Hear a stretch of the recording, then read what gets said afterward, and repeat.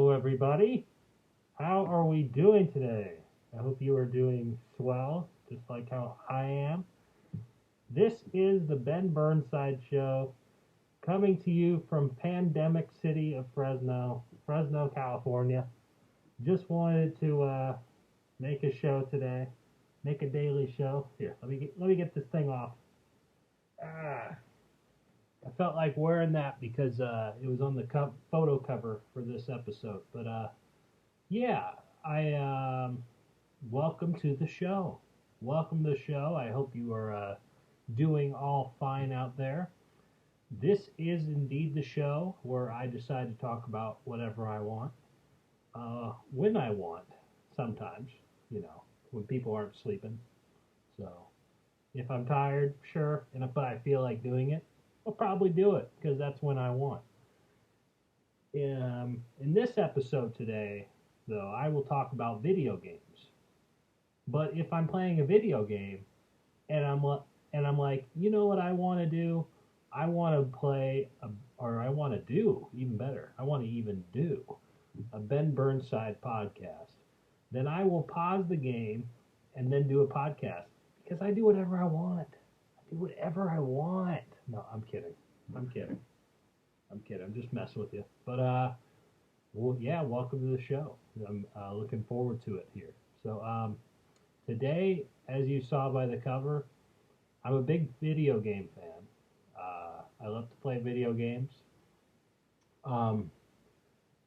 Especially when I was, especially in my past life when I was around playing video games more and more, or I dedicated a lot more time to playing video games just for fun.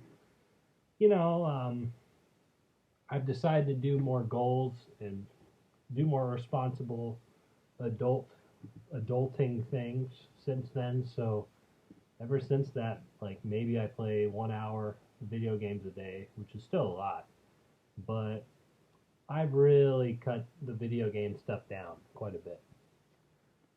Just because of that, I think everybody deals with that at some point in their life. They have to cut it down because they have a life, and life happens, and people just they do other stuff.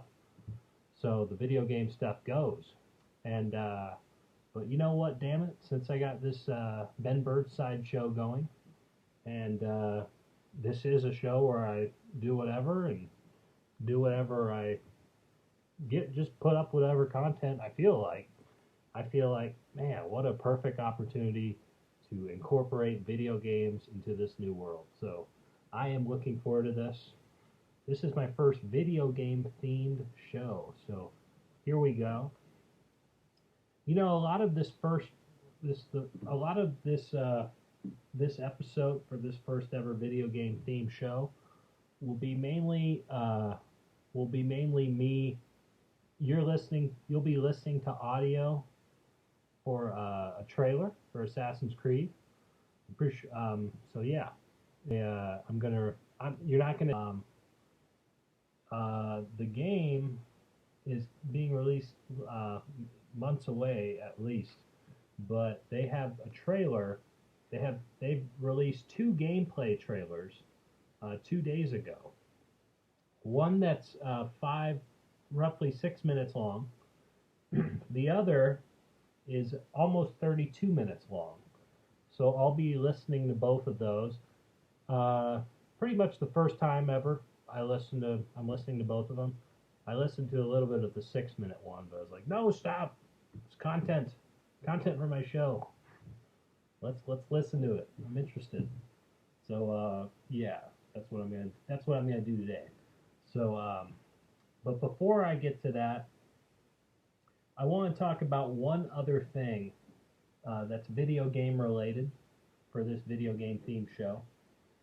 Well, actually, 2 other things.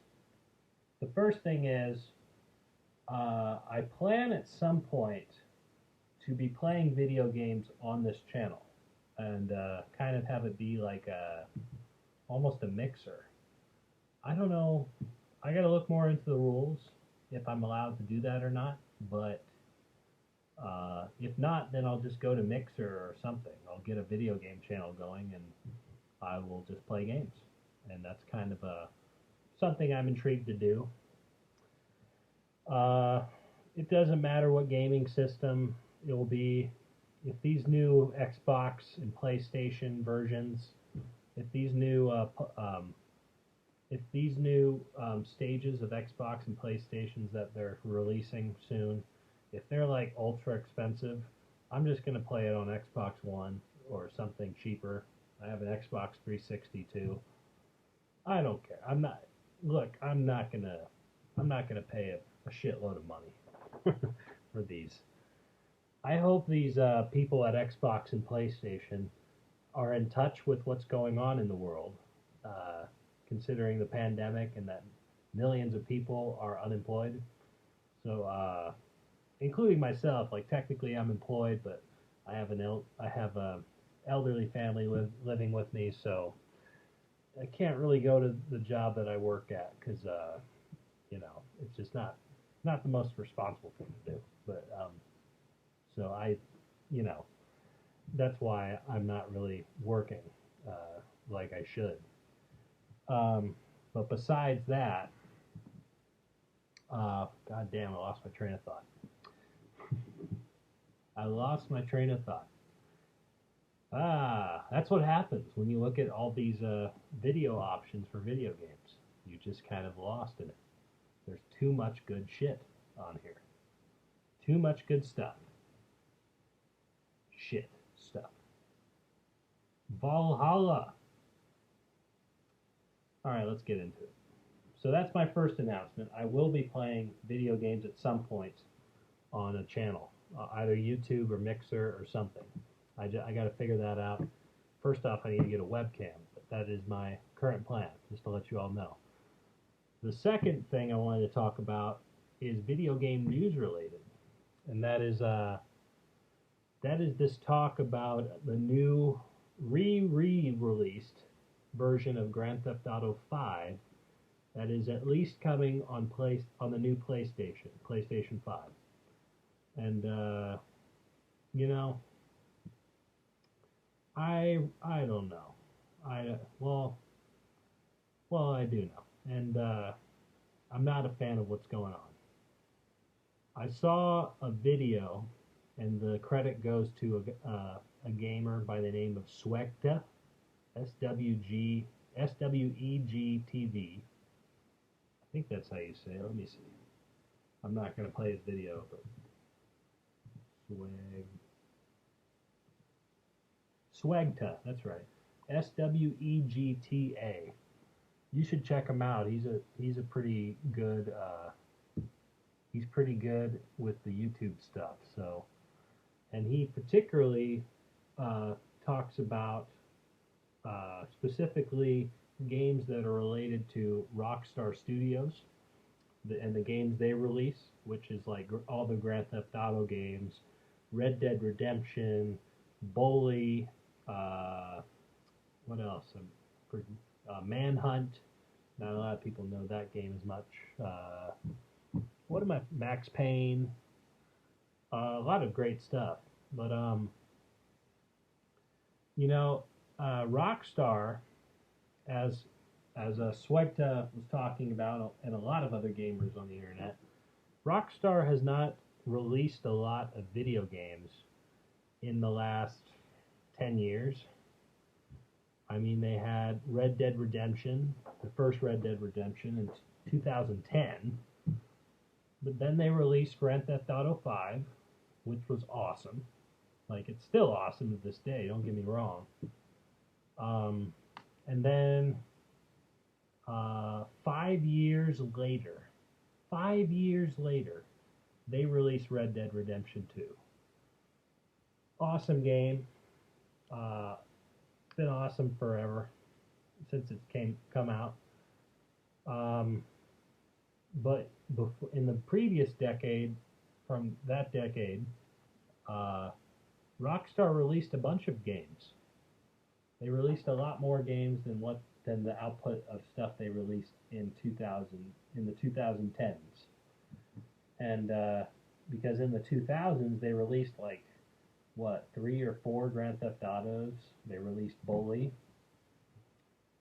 I should not forget. They released Max Payne this decade as well. But three of the four games released in the 2010s, that was before 2015, to my knowledge. Let me check. Max Payne. They were all released like a while ago. And I'm sorry, but that's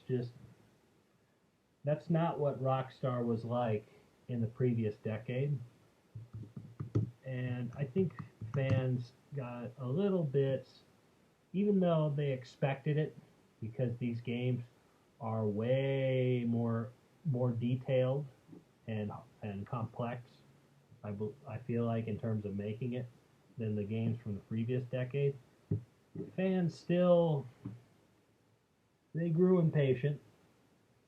I, among me being one of them.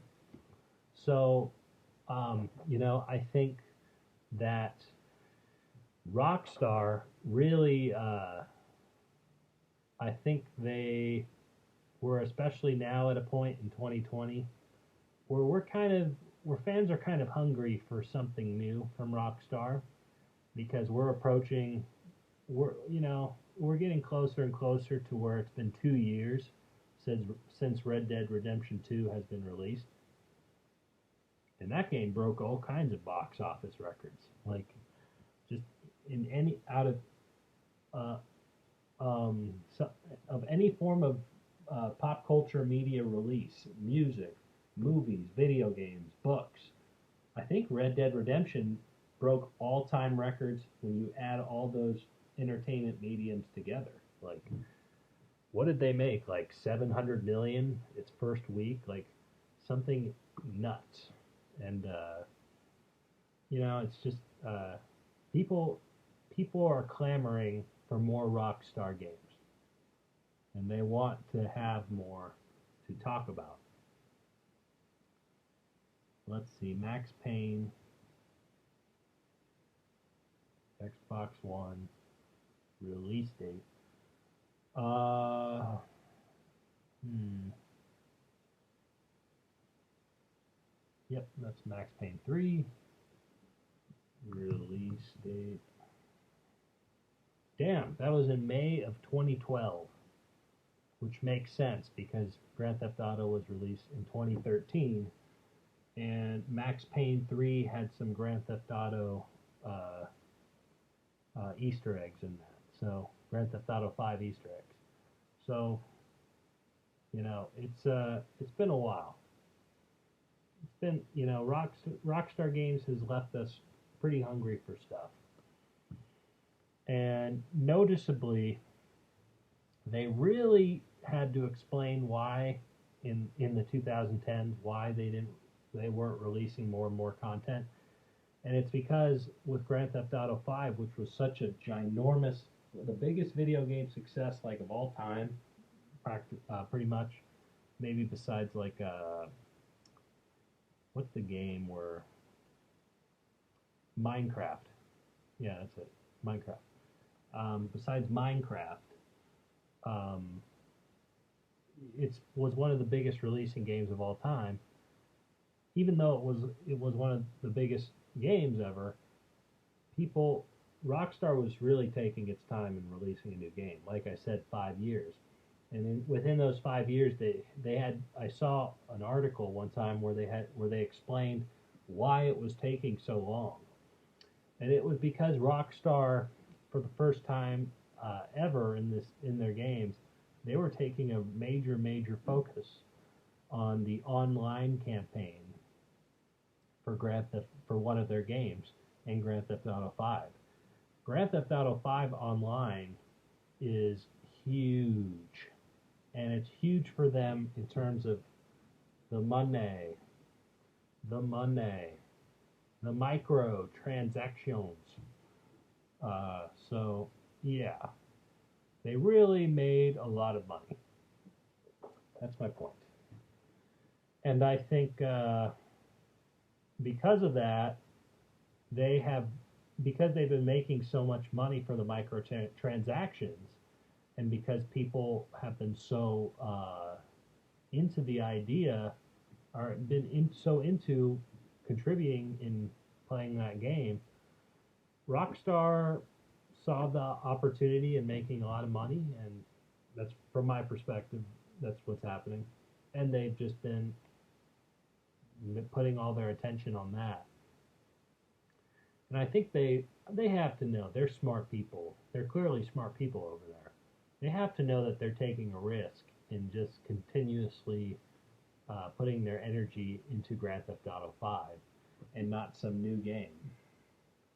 They did it with Red Dead Redemption 2, but like Grand Theft Auto 5, they're trying to have an online presence with Red Dead Redemption 2 as well. I didn't like that when they did it because at that point I was tired of Grand Theft Auto 5 online.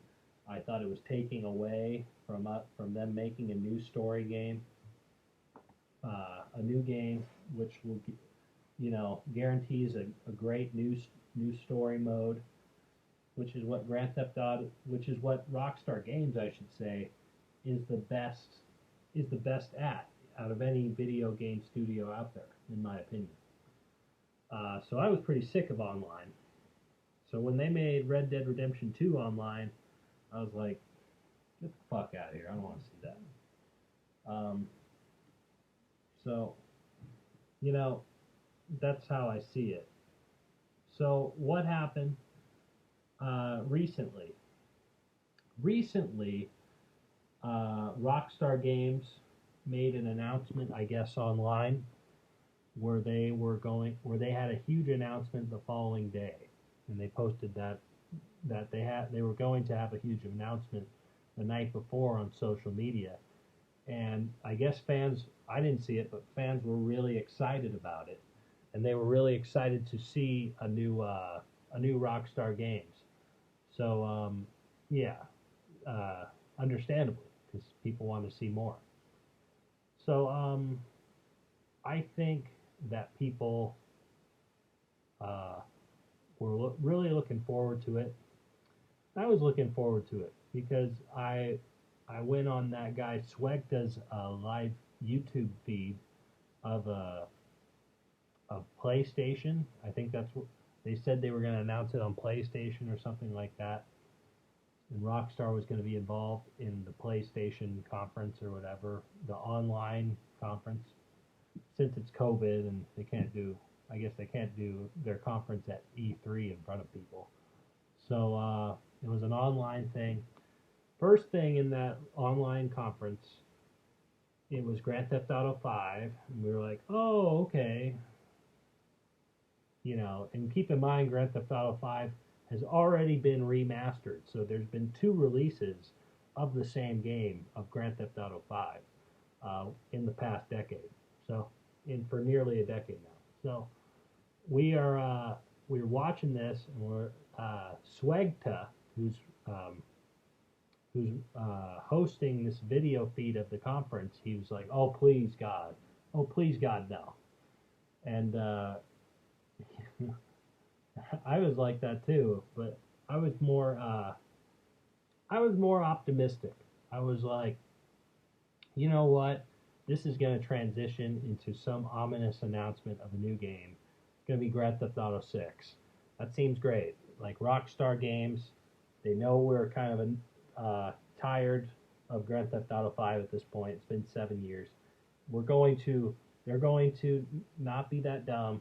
They're going to fool us and transition into the images of a new game, probably Grand Theft Auto 6. So I was like, okay, cool. I'm looking forward to this. Maybe it could be Bully 2. I'm a big fan of the video game Bully, so which was released in like 2006, but it's a classic. So maybe they're going to release an announcement for Bully 2, which has been rumored on social media as well. But they kept going, and they kept going, and then they announced Grand Theft Auto 5 Remastered.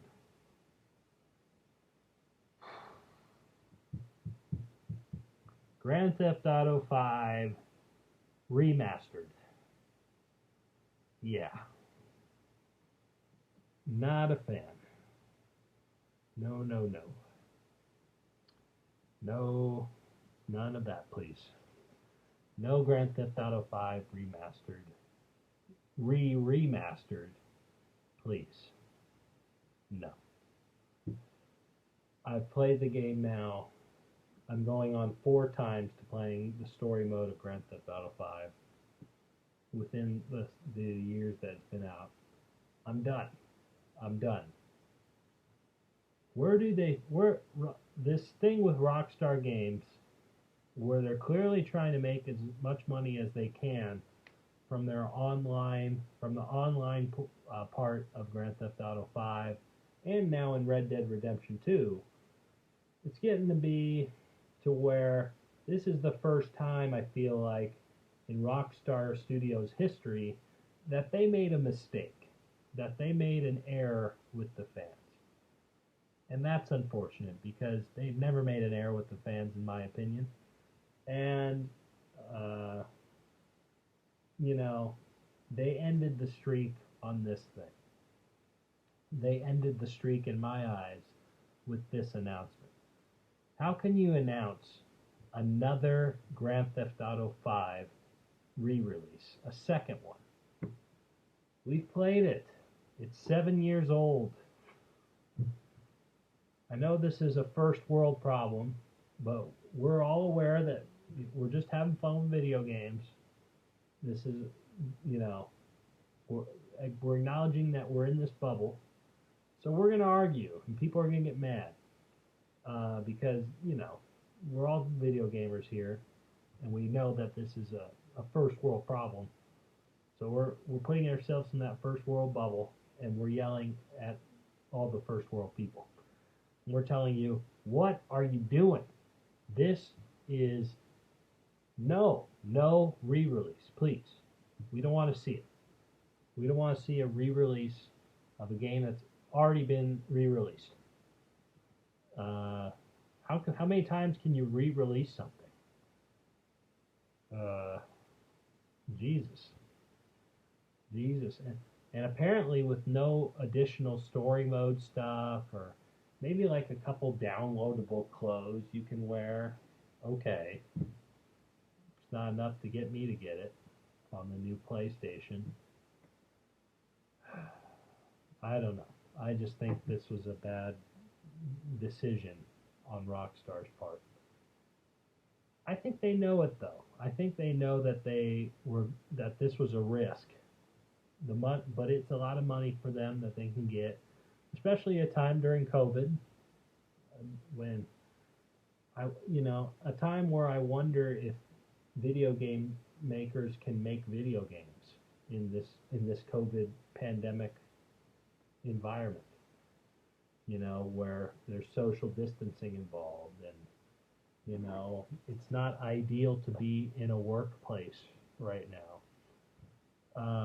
I wonder if they just did that so they can make money during the pandemic.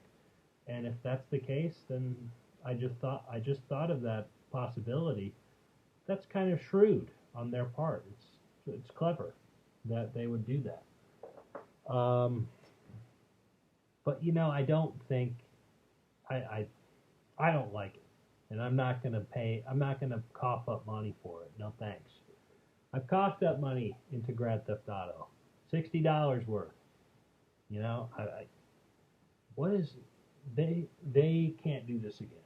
They have to announce a game if they're going to come out of their hole and make some kind of video gaming announcement. Please, no more online stuff. No one cares. Nobody cares. Make a damn new video game already. It's already been, we're approaching 2 years. And granted, that's a few months away, but still, it's already been 2 years with the Red Dead Redemption game. You got to make another game. I think we're due for another game. That's really all that I have to say on it. I don't think I have anything else to really say.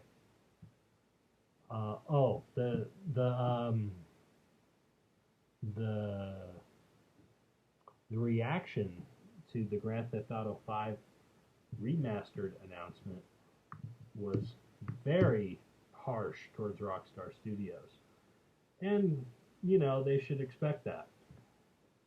That's what they should. If they didn't expect that, then I'm kind of worried about how in touch they are with their fans. So hopefully the news is out to where studio, let's see, I'm typing it in. I hope they realize that their fans are pissed. That's kind of what I'm saying. Because if they don't realize that, then I'm kind of concerned with how in touch they are with their fans as of today. So,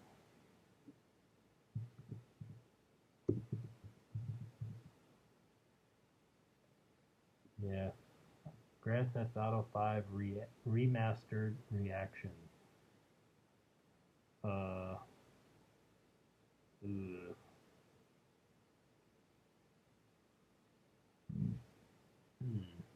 Yeah.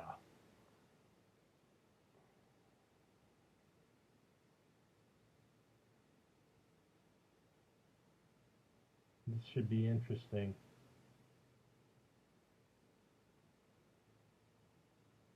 Yeah, there's been a lot of videos made about the reactions to the Grand Theft Auto 5 being remastered again for the second time. People, the video game community was pissed. They were pissed. I think I'm being pretty nice into my reaction to all this. I am being very nice and a little bit reserved. My knee-jerk reaction.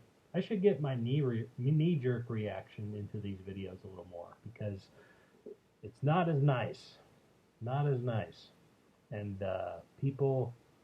I think that's what Rockstar gets. That's what Rockstar gets for re-releasing this game, re-releasing this game again. So hopefully they don't do that again for their next announcement. Because if they do, they're going to go through a shitstorm online. So I don't think Rockstar's that stupid, though. I have faith that they will make the right decision.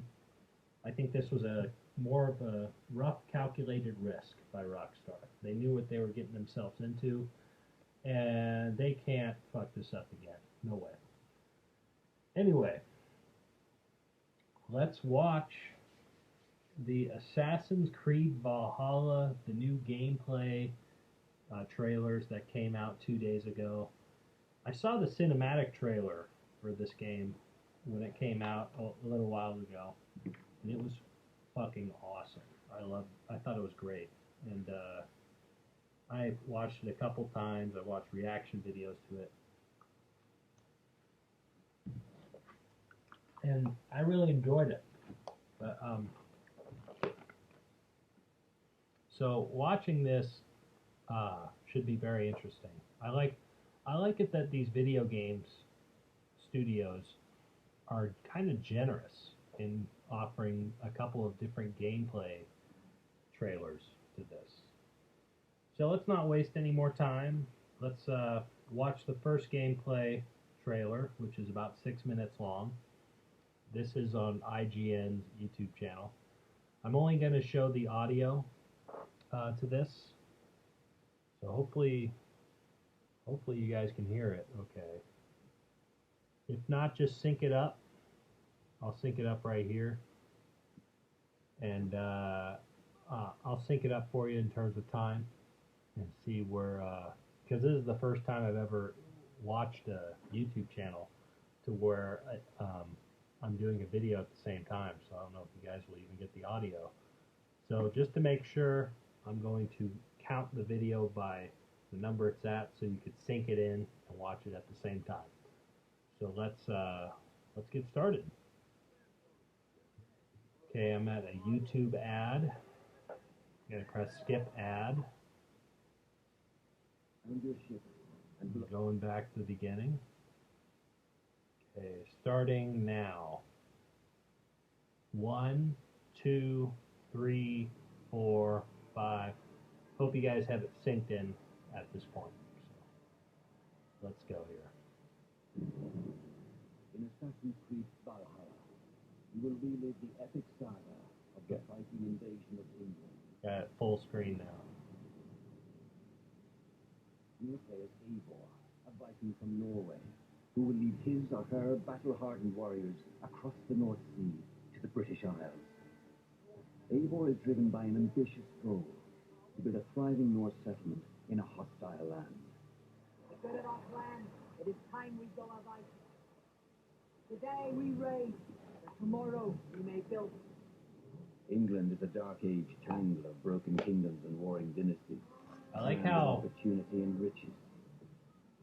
As you prowl England's I like rivers how, by longship, they do you may these raid raiding locations things and for spots this the game. shoreline. Ground your ship and blow your horn to lead your raiding crew into battle.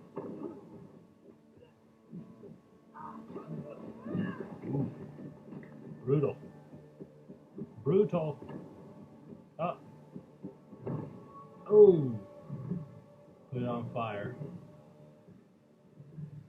Your crew will assist you in all your raids, fighting enemies, battering down doors, and stealing cargo too heavy for one set of arms. Okay, I'm pausing it at 134. Game looks pretty cool so far. I like the raiding stuff that they'll have for this game. So you're going to lead an army toward England to take it over, and you're going to raid different villages, I guess. And looks pretty dope. Looks pretty fun. I don't see much of the stuff where you're an assassin, where you're assassinating people. So that's interesting. I haven't played all the Assassin's Creed games, so I don't really get the whole lore and the history of the assassins and their sworn enemy, the Templars. I don't really get that yet, but I will. I should play those games. I have a 360. Whatever riches and resources you pillage may be used to develop your settlement, giving you access to useful services, better tools, and new settlers. Ooh, At the heart new of your settlers. settlement is the Alliance map. It will serve as a record of the allies you have made and a guide for future opportunities. The Viking Age was a time of warriors and legends. In Valhalla, you will find the largest... I'm at 2 minutes now, just to sink in. And go. variety of enemies ever assembled in an Assassin's Creed game. Ooh, that's pretty cool. Different enemies. Every archetype offers a unique challenge. Some will coordinate with their allies with special attacks, while others will use nearby objects to their advantage, Whoa, including the bodies of fallen warriors. To face these attacks, you must find and exploit your opponent's weaknesses to gain the upper hand. Take the fight to your foes with a host of brutal new combat abilities. Snare them with a Viking Oh! pummel them with throwing axes. Incapacitate them with the new stun system to keep them at a My distance. axe. Or finish them off. Dual wield any two weapons you wish to unleash a deadly combination of attacks. Different weapons. Sweet. Customize your fighting style as you see fit and become a legendary. Alright, I'm pausing it 3 minutes, 2 seconds.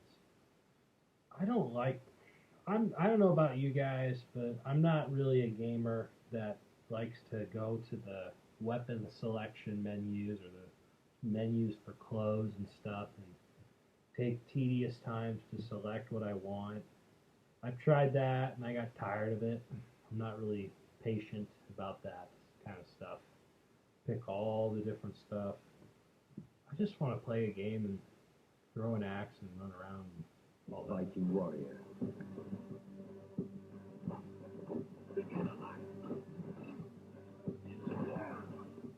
All combinations of weapons are available to dual wield, including 2 shields.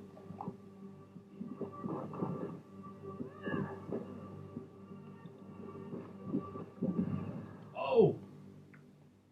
Not all situations call for violence.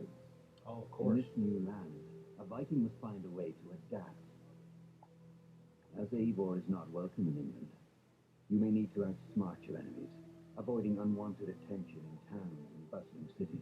So So there will be Use points. hood and cloak to blend. There will be points where she's an assassin in the game, and that's pretty cool. I don't want her to just be a Viking. And it's called Assassins Creed, but she's not really an assassin for that much in the game. All right, resuming at 3:45. Crowds and slip past watchful eyes, an unseen hunter among the people.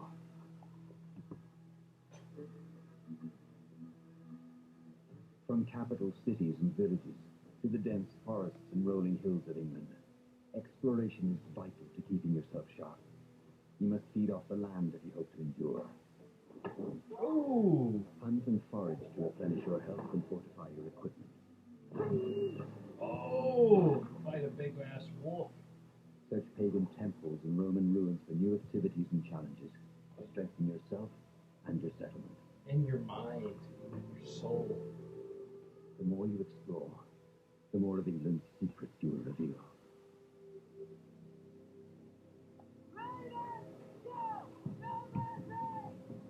But as you push Probably deeper gonna be the into guy. England, the enemy will push back. No offense, In a though. series of Girl, climactic moments, I'd pick. Assassin's Creed Valhalla will feature massive assaults in which you will lead Eivor's army into battle against heavily guarded Saxon fortresses. I want it heavily guarded, not lightly guarded. Usually Ralph there guarded.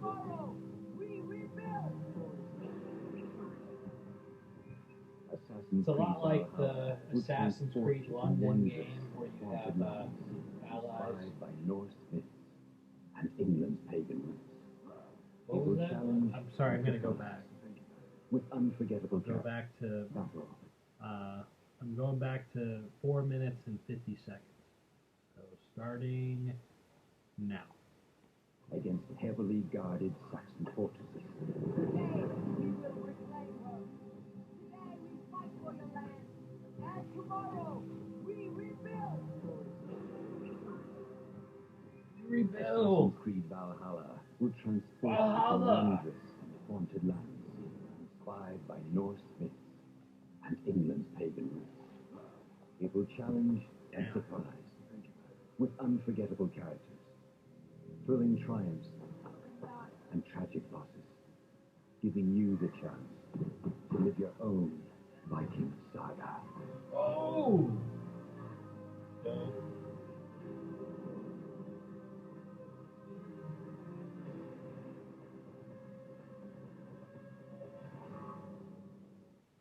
Assassin's Creed Valhalla, available November 17th. Pretty dope.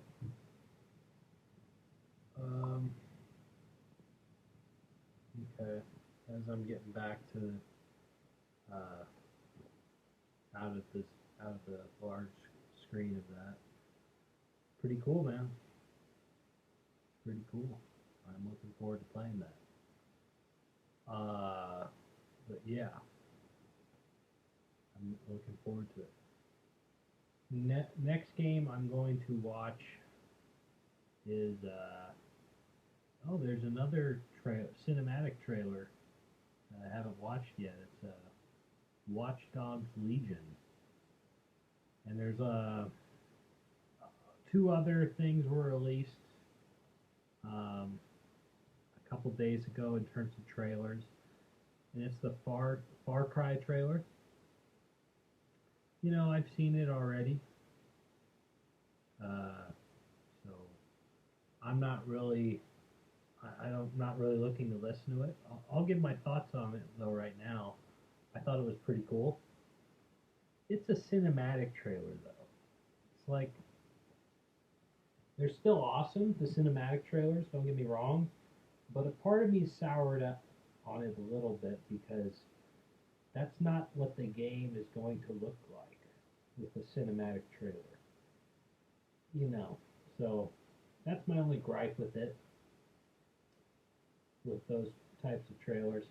The games themselves, they're looking more and more like what's seen in the cinematic trailers. I'll give you that, but it's not like that though still.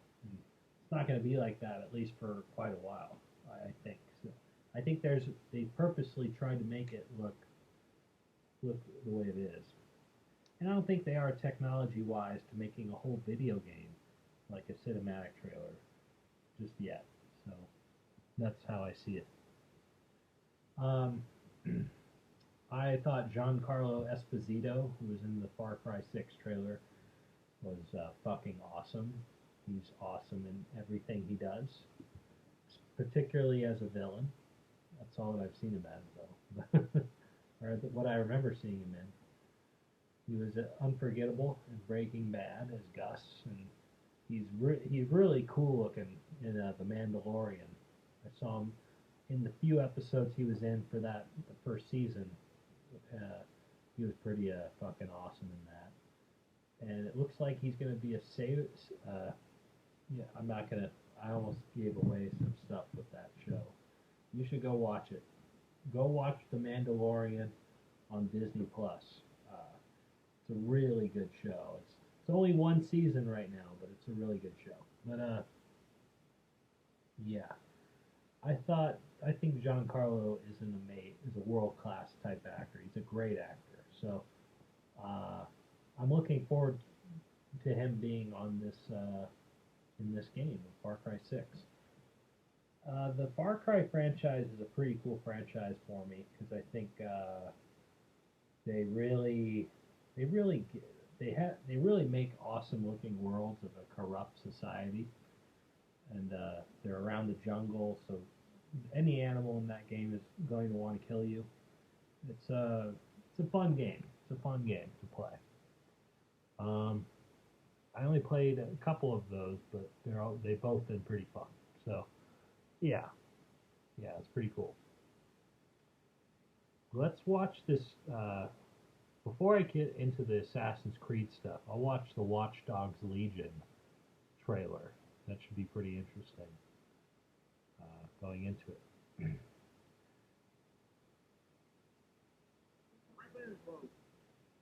This game was all the marbles.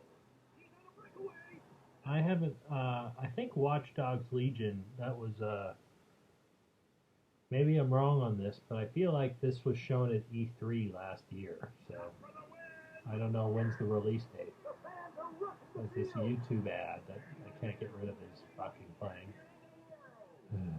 YouTube ads. All right, here we go.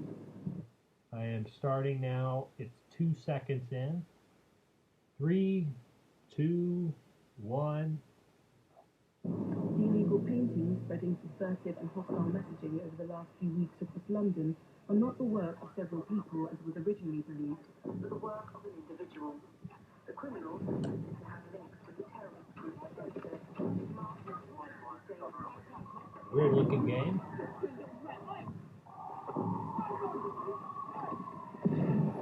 You know, I want to go to London. It's weird that I'm saying that right now. Authorities recommend not to approach the individual.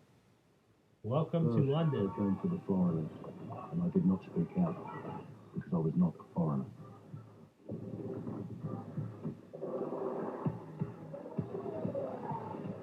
Then they came for the protesters, and I did not speak out.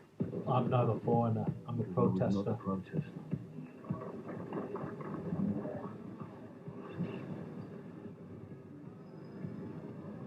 Is this even a cinematic trailer? This looks live Then action. they came for the journalists, and I did not speak out because I was not a journalist.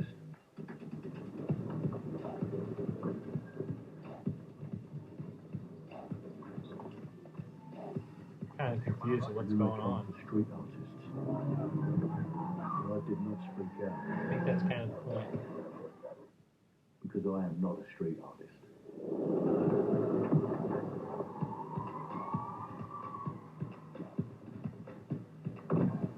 Whoa! What's he on?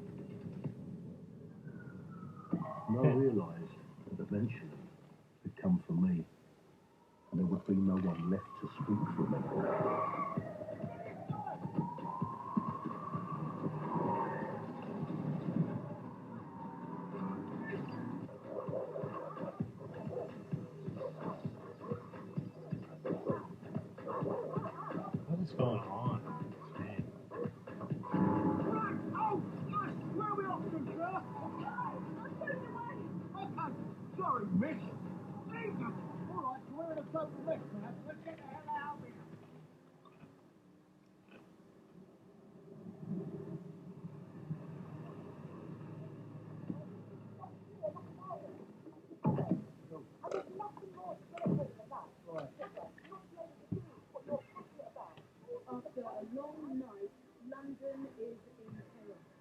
The main arteries through the city are They're in chaos when you wear that. Well, well, well. Welcome to the Resistance. There's a welcome gift for our new members. It's weird that he's in the Resistance, but he's like a pig. It was You a know, bloody fucking party. like a cop. Try not. The new key suspect has Pretty been ironic. identified as David Ford, a 43-year-old London taxi driver. He has no criminal record, but is currently believed to be a terrorist. People have been asked not to approach him. The authorities advise all residents. Damn. This game is pretty interesting. I'll probably play it. I barely know what happened in that trailer. It's just a weird trailer. So, yeah. I'm still looking forward to it, though. I still want to look into that game. I haven't played the last couple Watch Dogs games, so I don't really know anything about the franchise besides the trailers. I just know that you can go from different person to different person in this game, and that's pretty interesting to me. I'm looking forward to seeing how that works with all these different characters you can play as. Not much to say at that point. Let's look into the Assassin's Creed Valhalla game, and then we'll call it a day. This will be about 32 minutes long. So let's get into it.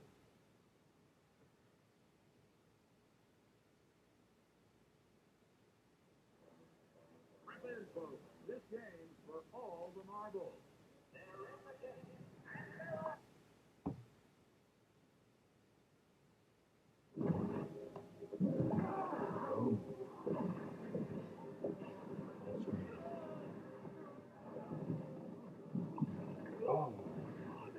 Just to let you know, I'm on 13 seconds. Hey everyone, and welcome to the Weird to Ubisoft interrupt Forward Post Show. My name is Yusuf Nadeed, and this is Assassin's Creed Valhalla. We're going to take a deep dive into about 30 minutes of gameplay, and we're joined by a very special guest here. Hey everyone, this is Philip Valderon, otherwise known as Fizz. I am the quest director on Assassin's Creed Valhalla. So, Fizz, we're setting up here What's a for what looks quest like an director? epic encounter. Tell us exactly what's going on here. Yeah, so here we're midway through the quest that we're showing for you before. Here we're looking at the assault Sounds like a of movie Burn Castle. director. So these are Basically, big for me. moments that usually sort of culminate at the end of the story. And so here Avar, our Viking raider, is taking a group of raiders and furs into Burn Castle to go and take down Rued and his clan. So, who exactly is Rued, and why does Eivor sort of want to pick a fight with him? Basically, Rued comes into play about halfway through this story arc, where at the beginning of the arc, this is something that happened before, Rued basically caused a lot of turmoil within the territory, and Oswald, who's the sort of elderman to inherit this territory, needs your help to take him down.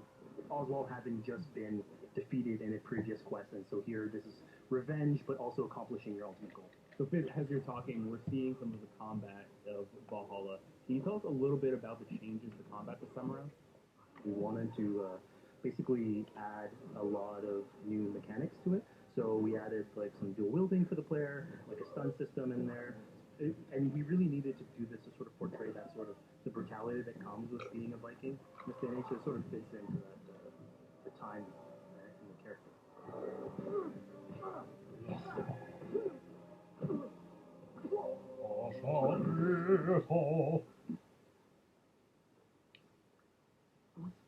Ooh. He lives. Kill him. Kill Oswald. Nobody enjoys him. Here, Eivor has taken her entire army through the assault, and finally, it's revealed that our Elderman, our ally, Oswald, is still alive, and Rued has him captive. So this is what it comes to, Wolfkiss? 2 games fighting over a filthy Saxon horseman? This swine is your prize. Come and get him. Come and get Oswald. So now that That we've son of a seen bitch. that Oswald is alive, we have Rued within our sights. what's the next step here? So the next move for Eivor is to finally face off against Ruid. She has her allies; they can take care of the rest Some of of the the army. fighting Now kind of it's time to reminds go me of like one-on-one what you'd see in against Warcraft Druid with this in with one two of our boss people battles. attacking you like this at the same time. Your battle is not Well, a person and his wolf, to be more exact. And it's worth pointing out actually that here what we're showing I is never the player played Warcraft. going and But facing off against Ruid. I've always aggressively, wanted but to. I you wanted to be like a. tend to always I have wanted to be a hunter. support a 360 That's degree one. That's the approach to class these I things. wanted So to be. player could have approached this a little bit I more ever stealthy played. and gotten at least like a good critical hit on either Ruid or his wolf. Ooh. And so you can play this a little bit more strategically if that's your playthrough. So we're not only fighting Ruid here, but also his pet wolf, right? Here, one of my preferred strategies is to eliminate the wolf first. Just focus fire on him. It takes at least one opponent out of the combat. Now, Ruid will have extra abilities that come into play if you do eliminate his wolf. But I think Damn, it's pretty having clever. one opponent less in the battlefield makes for a good strategy in the whole. You know what's not a good strategy? Running into Ruin. Stop doing that. There we go. You kicked Ruin through like practically across the field. I can sneak behind the way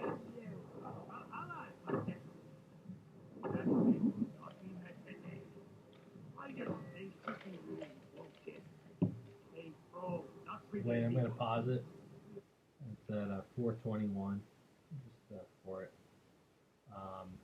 Alexa, what does Valhalla mean?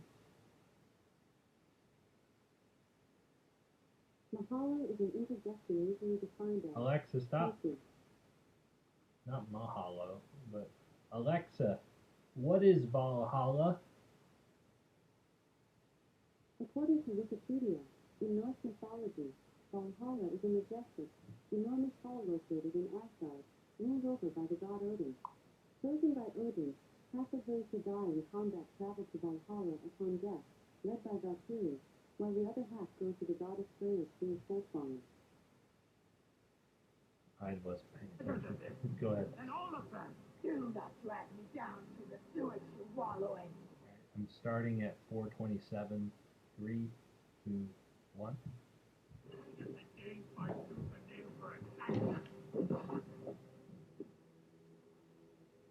You throw in with these wastrels, these arrogant swine? Abel, no! He should be tried before God, a lawful assembly. Alright, so we've defeated Ruid, we've freed Oswald. What comes next? Oswald, in this case, prefers for Ruid to be kept alive, and so you basically have to choose: are you going to go against his wishes or to stay true to your nature? So we have this choice to make, but before we get into that, I want to rewind a little bit because we just did this I'd let big him live, grand honestly. assault, but Eivor couldn't I'm have not done it just gonna alone. be like everybody else. Say, She "Kill clearly him." had to recruit some folks along the way, get some troops, get some allies. So let's actually Seems like rewind the and correct see thing how to we do. went about first gathering those troops. More than the right. Correct. So when coming up to an assault, it's a game of numbers. Eivor can go into pretty much any location and be a stealthy Viking, eliminating some of the assets, which ultimately would be a strategy. You can do that, and you'll have some of the ingredients or of the assets there that will have been sabotaged, but you still need an army. So here what we're seeing is Eivor going around the country. Wait. Let me go to Let me go back because I wasn't paying attention. I'll go back to 4 minutes and 40 seconds. In 3, 2, 1. He should be tried before God, a lawful assembly. Alright, so we defeated Ruid, we freed Oswald. What comes next? Oswald, in this case, prefers for Ruid to be kept alive, and so you basically have to choose: are you going to go against his wishes or to stay true to your nature? So we have this choice to make, but before we get into that, I want to rewind a little bit because we just did this big grand assault, but Eivor couldn't have done it alone. She clearly had to recruit some folks along the way, get some troops, get some allies. So let's actually rewind and see how we went about first gathering those troops. Right. So when coming up to an assault, it's a game of numbers. Eivor can go into pretty much any location and be a stealthy Viking, eliminating some of the assets, which ultimately would be a strategy. You can do that, and you'll have some of the ingredients or of the assets there that will have been sabotaged, but you still need an army. So here what we're seeing is Eivor going around the countryside and raising what we call a third, which is the men and the women of the territory who come up and fight in the name of a king. So here Eivor is going around and trying to convince people to fight in the name of Oswald to finally take down the oppressor that is Druid. Defending East Anglia, defending you. Will you not do the same? What? So in defense of a lost cause? Yeah, so she's really using like the image and like the leadership that Oswald what he meant to the people in his name. She's going to recruit these people. Pretty words, Dane. But the men of Eivor have their own battles to fight. So we're told by this read that there are troops, there are allies that he could add to our cause, but first we sort of need to do him a favor. Is that right? Yeah, so obviously these people have been run down by Ruid and the impact he's had on the territory, so I think a lot of these people have sort of lost hope. And so you need to show them that there is hope. And so here Eivor is basically helping them take back one of their prized locations by taking a couple men and raiding a nearby township, basically taking it back to the people and showing that there's a reason to continue fighting and then get them on your side. Okay, I'm pausing at 6:59. That's pretty cool. You could have like, so you basically have, sounds like we're going to have not just battles for big spots in the game in order to get to the king, but for that spot, you're going to have mini battles in order to get to that spot. So, it's pretty cool. It's pretty cool. I like that. I hope they're that small and even more complex even for that game. The more complex and long a game is, the more I like it. I know that's sounds kind of greedy, especially with the long part, but hey, man, the more you give, the more you get, as far as I'm concerned.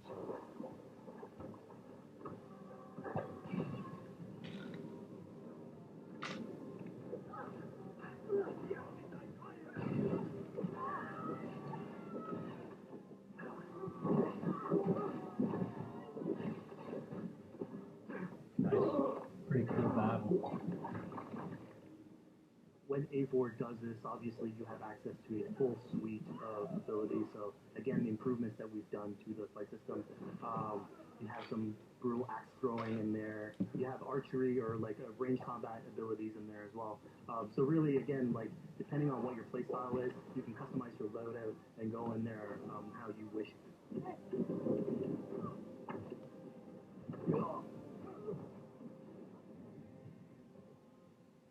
Biz, we just saw this giant pulse go out. What exactly was that? So that is what we call the Odin sight. The Odin sight is basically our interpretation of the eagle vision from previous games, and we thought it was good to sort of bring that back. It's basically Eivor's intuition, how she perceives the world. When the player uses that, it'll highlight basically interactive objects, like things that will bring her an advantage. So we'll have arrows, like health consumables that are in there. So it really is like a good way of sort of understanding the world and showing you like things that you can go and touch. Just like every other game, there's collectibles pretty much everywhere you go. Looks like chests to loot. Yeah, I mean, speaking of things we can touch. I love how you can loot anything. I wish I can go to like, well, I guess people do technically go to Costco and loot things. And, well, isn't with looting you're stealing, right? I don't know. Alexa, what does loot mean? In Latin America, the name root means life. In Greece, the name root means native of Lithuania. No. Alexa, stop. Alexa, what does loot mean? As a noun, loot is usually defined as spoils or plunder taken by pillaging, as in war. As a verb, loot is usually defined as to carry off or take, something, as loot. For more, ask me to give you more definitions for loot. So it's basically stealing. We just picked up this awesome new weapon. Something we wanted to play with on Assassin's Creed Valhalla, where we have fewer weapons in the game, but you can invest in them more, so they become your weapon. And so depending what your preferred playstyle is or your preferred weapon type, then you can go and choose, I'm gonna fight with this weapon and invest heavily into that. Not only are we looting weapons, but we see something here called the Book of Knowledge. Can you tell us a little bit more about that? They unlock skills for the players. So here you can see the Valkyrie die that has just been unlocked. We have these spread out throughout the world. So again, to promote exploration and discovery, as you travel through the world and you explore locations, you can find these books that will add abilities that you can go and invest in, put into your loadout, then go into the different locations with the different quests in the game and use those depending on what your playstyle is. Ooh, Now we've recaptured this village, we've secured more troops for our assault.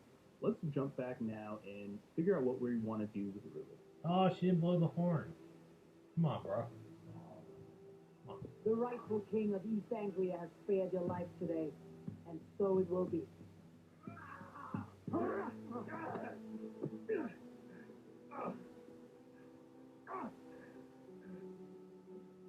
Compassion is a virtue suited for anyone able, including you. Eivor decided to let him live. Ruud is really angry about that. Being a Norse Viking, being put to the death in battle is your road to Valhalla. So he was basically denied access to Valhalla in this situation. Yeah. Obviously, all of these decisions come into You play get for being later a on in dick, the game. So Ruud. we have very difficult More like a decisions. druid than a ruid, okay? Easy, decisions. Yeah, you know, We're when not I was playing, I being decided nice. to listen to Oswald and spare Ruud's life. But what exactly is the relationship like between Eivor and Oswald? So the relationship between Eivor and Oswald is an alliance. It's basically Eivor is surrounded by territories that initially getting into England are hostile towards her. And obviously, if you want to set up a new settlement, you want to make sure that your neighbor is friendly. So here in East Anglia, Oswald is the man for the job, where putting him into a position of power would help her sort of secure her territory. So I don't early buy on any into of the these territory, people being Vikings Eivor comes or in here, knights or meets whatever. Oswald. They The don't problems look he had like, with Rued are sort of put to they light, don't look and like them. going through the arc, you basically help him deal with Rued and aligning basically Danes with Saxons in one territory. So, Fizz, we've completed the assault. We've gotten our hands dirty with some combat, taken down Ruud. We have this big open region of East Anglia. So before we head off to Oswald's wedding, what do you say we head out, have some fun, and see what we can get into in the open world? That sounds great. It's pretty dope. Open world So time. we see a cat here with a speech bubble above it, and you best believe if you let me talk to a cat, I'm going to talk to a cat. Yeah, these are some of our some of my favorite moments actually in the game, where we put out a whole bunch of events throughout the territory, and it sort of rewards again exploration, going around. It's a chance for us also to sort of showcase a different side of Eivor. A lot of the quests sort of deal more with like politics and warfare, and this shows a slightly more human nature to her. So it permits us to explore that character a little bit more. No, it's not your favorite. You stop that. And so Really here, basically, don't like buy that, you're trying to help a kid with his cat, and ultimately get that cat to sort of join your crew as a cat raider. You just said cat raider Crater. way too casually. You're telling me I could have a cat Viking raider on my longship? That's exactly what I'm telling you. Oh my god, yes, I love it. Perfect. So yeah, as you're riding around the Assassin's Creed, rivers of England, you would SPCA. see a cat basically walking around your longship, keeping your Viking raiders company. You know, speaking of the Viking longship, we're seeing some of that gameplay here now. Can you talk a little bit about how that works and functions in Valhalla? Yeah, so starting out on this project, I think the Viking longship is one of the biggest images that we all have when we think about Vikings in our game. And so Vikings had this awesome design for a longship that had a very shallow hull, so it permitted them to go very far inland very quickly, and you could basically disembark Viking raiders like on pretty much any shore. We added that into the game where you can basically I sail up imagine, I haven't rode a whole lot in my life, and I'm pausing at 13 minutes and 22 seconds. But I haven't rode that much in my life on a boat. I've maybe done it twice, with, just while camping or something. That sounds like a super That sounds like a hard workout to do. Imagine these people, like when Vikings actually were around and they were doing this, these people had to have been ripped. Hello guys, I am back at it here. Sorry it took me so long to come back. I happened to, once I had to go do that thing, I ended up having dinner and then going to see a friend right after because I was late. Then I went to bed. Now, then they got ready for the day, and here I am. So, never fear though. Ben is here though, and I am here to finish this Assassin's Creed Valhalla gameplay trailer. Sorry if you hear noise in the background. A lawnmower's going off there, but yeah, this will be the gameplay trailer. But here is an ad first. For all the marbles. He's on a breakaway. Let's stop for the win. Yeah. The fans are rushing the field. And the new heavyweight champion of the world. Nothing is more annoying than YouTube ads that you can't skip ahead from. I feel like that should be outlawed on YouTube. That's just my opinion. They should not be allowed. Hey everyone, welcome. So let's go to the 13 minutes and 22 seconds. I'll start it. Yeah, there we go. So right now I am syncing into 13 minutes and 22 seconds of the near 32-minute gameplay video of Assassin's Creed Valhalla. So let's take a look. Any location and then just decide to disembark with your guys and raid a location, loot all its treasure, get back in the ship, and then continue really on the river your next opportunity. So I know past Assassin's Creed games allowed for songs and things like that to be sung on ships. Will Valhalla have a similar version of that? Yeah, so this is something we actually wanted the crew of your ship to become like your home away from home. So we added stories and songs into the ship. So basically, as the player is going around, you could decide to have your skald sort of sing a song for you as you row down the river. But you can also decide, depending on who the raiders are in your ship, to hear more about their life. So you can actually queue up stories, and they'll give you a little bit more background on who they are. So Oh, it's like an annoying plane ride. you get to know your... Singing up 14-14. 3, 2, 1. your sort of fighters as you're traveling around the world, which is a cool moment. So here we're seeing a bit of a different view. What exactly are we looking at? We had this on previous Assassins where you would like ride on your horse and you could pull out, have the horse sort of follow the track. We have a similar thing for the ship where you can put up your sails. It's cruise control for the ship, so you can pull back, take in the scenery, listen to some songs or some stories, and just take it all in. That's pretty cool, freedom of choice. So, speaking of Viking songs, we have an activity here that's not exactly singing, but kind of related, right? Yeah, so here what we have is what we call flighting, which was an activity that Norse people partake in. They would like to have a battle of wits and sort of poetry where insults would be thrown back and forth between each other. The idea was to try and have a good insult, but also to have a good rhythm and a good rhyme in there. So it's basically a precursor to rap battles. Here's the silver. Now begin. To all those whom I speak, they say Abel was a clod. Then you're speaking to fools and their knowledge is flawed. Wow. How exactly do you go about being successful in one of these? The trick behind a good flight was to choose the right insult, identifying the right cadence, and then trying to find what rhymed the best. I'm known for my might. Interesting.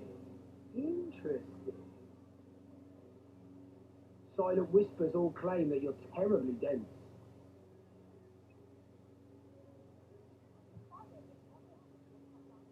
Then you've clear in his heart then my wit is immense.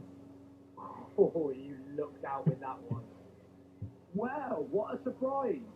Abel of the Raven Clan is a true talent. I'm shocked.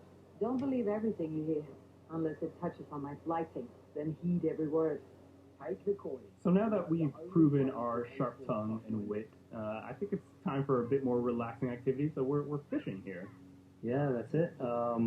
So we gave Eivor a fishing line, so you can actually throw out a line and go catch some fish.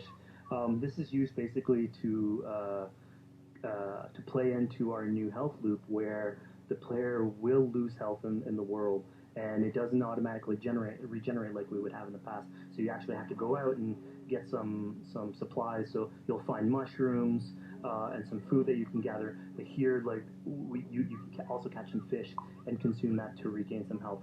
We also will sometimes have it in certain quests. So it's a good way to sort of chill out on the side of the water and just again take it all in. Just like Red Dead 2. That was fun to do with fishing. So this is what we call one of our offering altars. So the idea is that you find these around the world and you make offerings to it. So it'll take like animal parts and stuff that you can find throughout the world. Here what you're seeing though is sort of like a fancy version of it, where as you do your offering you get interrupted by some kids that basically come and steal your stuff. So it's just a way for us to sort of showcase that like the systems and the activities in the world can sort of play in with some quests and some little bits. So it's our way to sort of dress up these moments and make it all fit inside the whole experience. Kind of bummed that. Yeah, I this didn't seemed get like a to really finish sort of it unexpected yesterday. turn for what I thought was going to be kind of a simple interaction. Yeah, and it's really what we were trying to do with these events is to give another dimension Eivor, other than just the pure rar Viking or the politician, because you can imagine at some point that will grow old if you're always telling that version of the character. So it lets us really go into the depth of who is Eivor, what motivates her, how she can interact with the world outside of warfare and politics. And it also showcases like a different facet of the world at the same time. It's not only Eivor, so it just widens the breadth of the stories that we can tell. So who exactly are these two children? These are kids of East Anglia. They are going through tough times with whatever Rued's been doing to the territory. And so they're just here trying to survive and basically exploit the people that are there to make offerings. It was kind of nice to see that Eivor wasn't really necessarily upset at them for stealing, and after you talk to them, you have the choice of No, it's helping not. them, Nobody give cares. them food, give them some Nobody money, cares, dude. or maybe just say, hey, good luck, on your way. Yeah, and then this is something we also wanted to do a lot. Like, so here we're doing an event, we do it in quests as well, but we want to give a lot of this agency into players' hands so that they can sort of shape Eivor a little bit. Who she is, so it represents them a little bit more, and they can role play that a little bit better. And again, it just gives her like a little bit more humanity in these moments. Provide for small walkers.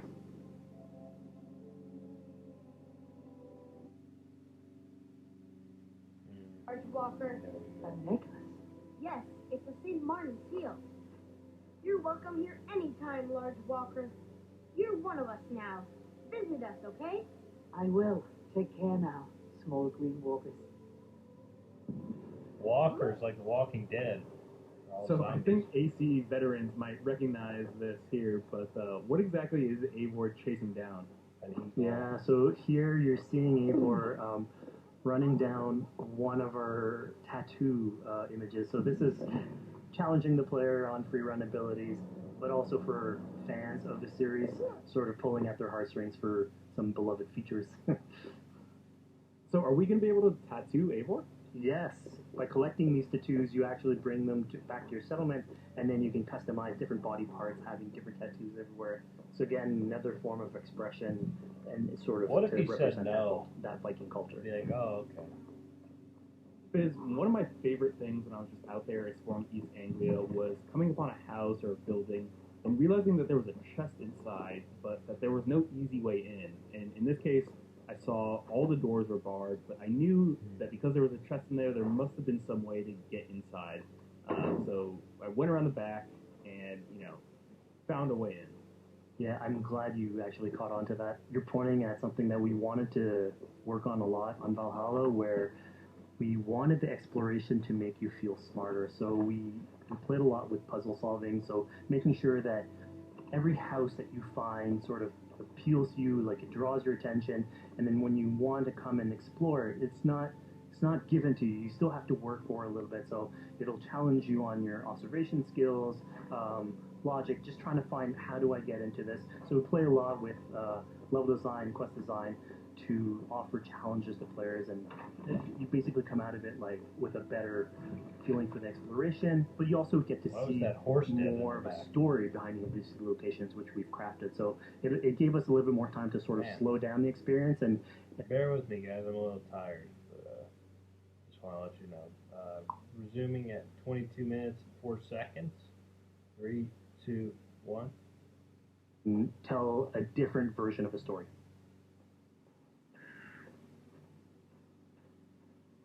This is pretty similar in terms of all the side missions to other Assassin's Creed stuff.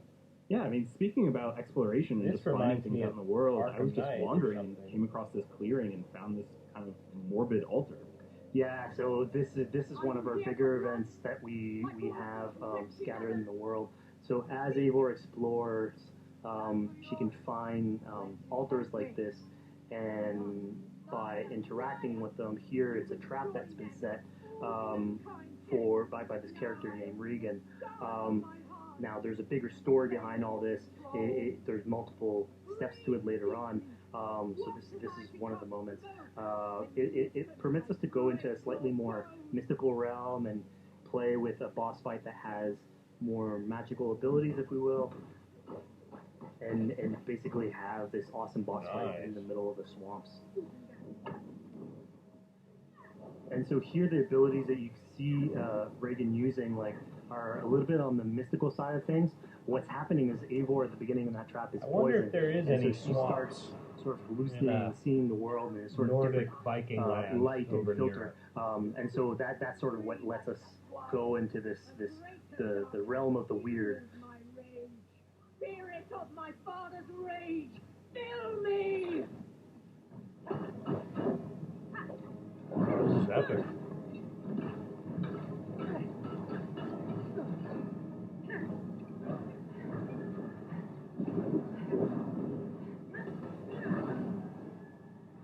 Whoa!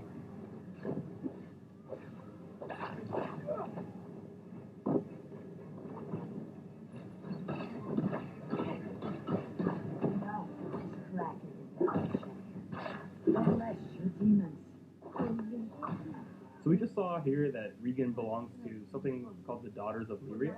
Yeah, that's correct. By finding the other daughters, you'll get a little bit more backstory on who they are, so we don't want to spoil that too much. But it creates like a sort of greater story that is not on the main path in any way, but it's still very rich and adds to the lore of this world and actually plays into history. So we just had a really exciting, really intense boss battle. I wish he I think didn't it's time said for too much something a little bit there. more relaxing and calming now. Yeah, it's all about pacing yourself with the highs and the lows. So here we have a low chill moment of what we call building a cairn. Where's the scene where he jumps off the tower and hits the hay, just like every other Assassin's Creed game? A pile of rocks that you could just stack on top of another using physics. And I mean, yeah, the ultimate goal is to try and get the highest pile of rocks, but really it's about taking in the sights, relaxing, taking a step back, and just building something. Together we stack stones into cairns. These?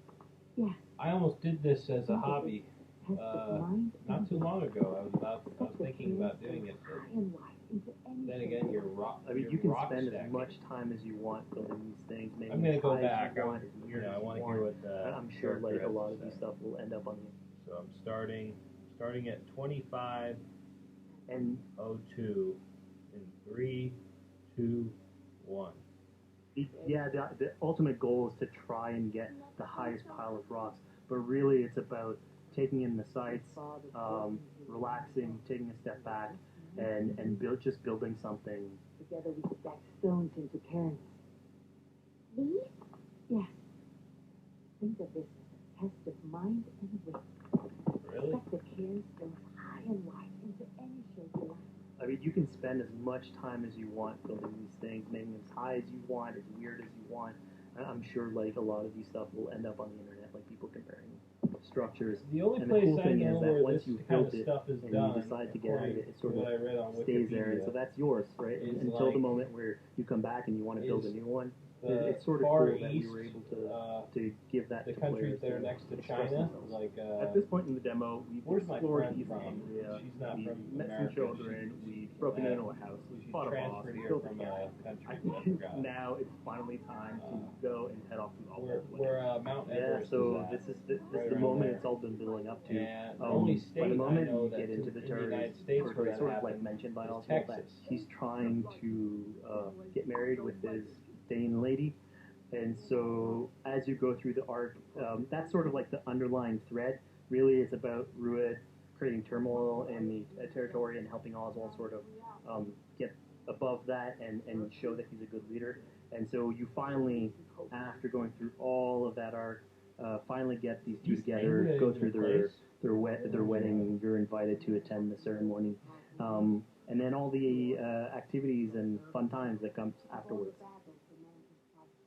Yeah, as much as we've seen the brutal side of England, it's nice to see the joyous side of it as well. Yeah, and it's something we really wanted to play on in Valhalla, where being a Viking is not only about being a raider or warrior. I mean, there's revelry, there's feasting, there's partying that goes, and like if someone knows how to party, it's a Viking. And so here, this is one of our opportunities to sort of show what a sort of Viking gathering is. And what's cool here is it's a good alliance of Norse culture with Saxon culture, sort of smashing those two things together and building bridges. Yeah, I mean, what's a wedding without some drunk archery, right? Yeah, so like anything can happen in a Viking event, right? Eivor, yeah, here, you just get drunks and shoot some arrows. Ah, barely a challenge. Steady all, and ready yourself for the wedding race. The king and his bride against all. My king.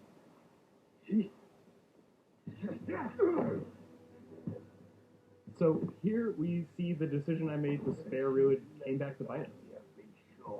Yeah, that's the decision you made coming back. So as we said before, all of your decisions have consequences, and this is a big one.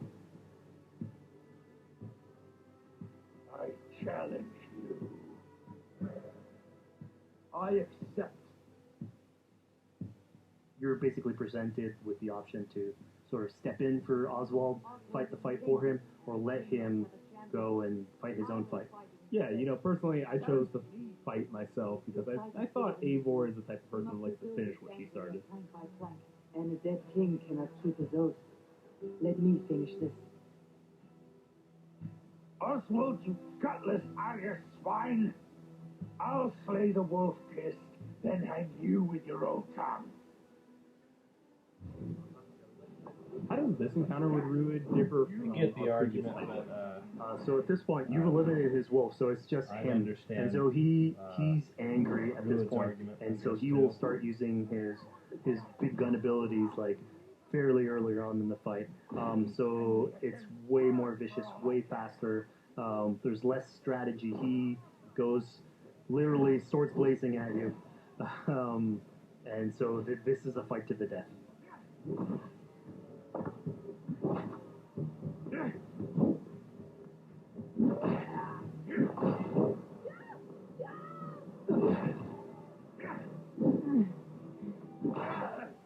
And of course, here, like, this is a decision you made to go and fight him, but there's multiple outcomes to this scenario. You could have let Oswald fight his own fight and prove basically his station as the rightful leader.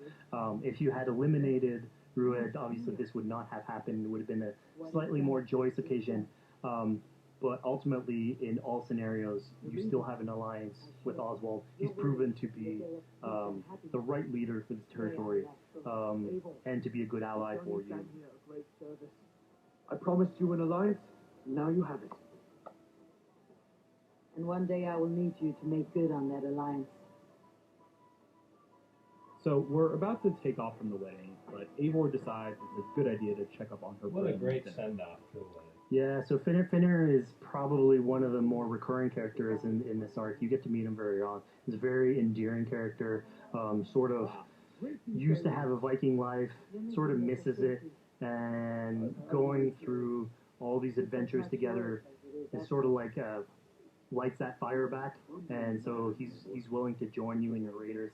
So he's one of many raiders that you'll encounter in the game, and you can sort of recruit, bring back home, and then have them sort of join you on your adventures on the long ship. He can tell you these stories that we're telling you about. You get to know a little bit more about him. So again, it's a fun way to sort of discover more about these characters that you meet and bring them along for adventures. Together, Together. I'll gather my things. Well, folks, we've come to the end of our Assassin's Creed Valhalla playthrough. Biz, thank you so much for joining us. There we When and go. where can people play it? Assassin's Creed Valhalla will be out on Xbox Series X and PlayStation 5, and is coming to Xbox One, PlayStation 4, PC, and Stadia on November 17th. Synchronizing at the end. Assassin's Creed Valhalla, available November 17th.